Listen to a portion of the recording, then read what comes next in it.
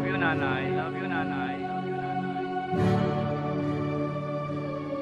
Pinagsisisihan lahat ng aking kasalanan. Kung di mararanasan, di pa mauunawaan. Ngayon natagpuan ko ang sagot sa katanungan. Mula ng bata pa laman na ng aking isipan ang bawat payo sa tuwing ako'y pagsasabihan. Hindi pinapansin kahit alam na kabutihan. Nagsakripisyo, ginawa lahat ng paraan upang mabigyan lang ng magandang kinabukasan. Halos gumapang sa hirap na nararanasan.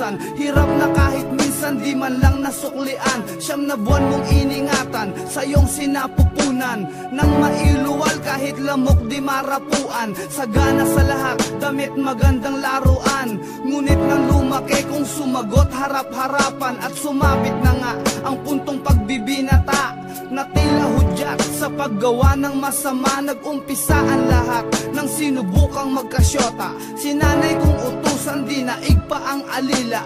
Ganyang pag-uugali, sino bang matutuwa? Ang sarap ng buhay mo, ang nanay mo nakakaawa. Itim ang budhi ng taong di alam gumalang. Magawa ang gusto, itataboy pati magulang. Mapapatawad pa ba ang sangkaterbang pagkukulang at kasalanan na halos di na rin mabilang? Itim ang budhi ng taong di alam gumalang. Magawa ang gusto, itataboy pati magulang. Mapapatawad pa ba ang sangkaterbang pagkukulang at kasalanan na halos di na rin mabilang? Magagawang tiisin na magutom si inay. Masunod mo lang ang nobya na lahat ibibigay. Pangyayaring kinagulat mo nang siya'y humiwalay.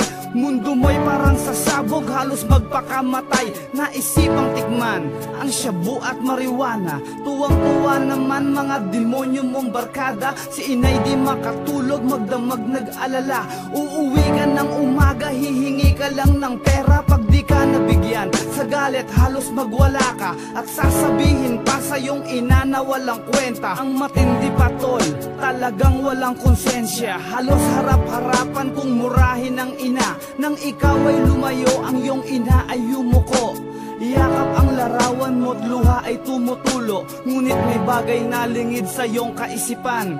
Ang iyong ina pala may tinatagong karamdaman. Nang minsang pag-uwi, si nanay nasa higaan. Nangyari ang bagay di mo lubos inaasahan. Mata ni nanay pumikit ng dahan-dahan, sabay hagulgol at ipinatong sa kandungan. Lumuhod man ako at maghapong umiyak. Di na maibabalik pa ang kahapong kong winasak. Kay hirap pala ang maulila kay inay. Magdusa man ako, hindi sapat ang aking buhay. Lumuhod man ako at maghapong umiyak. Di na maibabalik pa ang kahapong kong winasak. Kay hirap pala ang maulila kay inay. Magdusa man ako, hindi sapat ang aking buhay. Tuwing ako'y nag-iisa, lagi ko siyang naaalala. Takbo ng buhay, tila nawalan na ng pag-asa. Parang di ko kaya ang mabuhay mag-isa. Hinahanap-hanap ko pa rin kalinga ng ina. Pero ngayong ika'y wala na, paano na ako inay?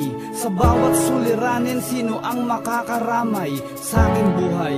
Sino pa ang gagabay? At kailan muling madarama ang yakap mo inay? Sa bawat oras, si nanay ang laman ng aking isip. Pagsapit ng gabi, siya ang laman ng panaginip. Patawarin ako inay sa aking pagkukulang. Ang aking kasalanan, paano ba pagdurusahan ang bigat sa dibdib?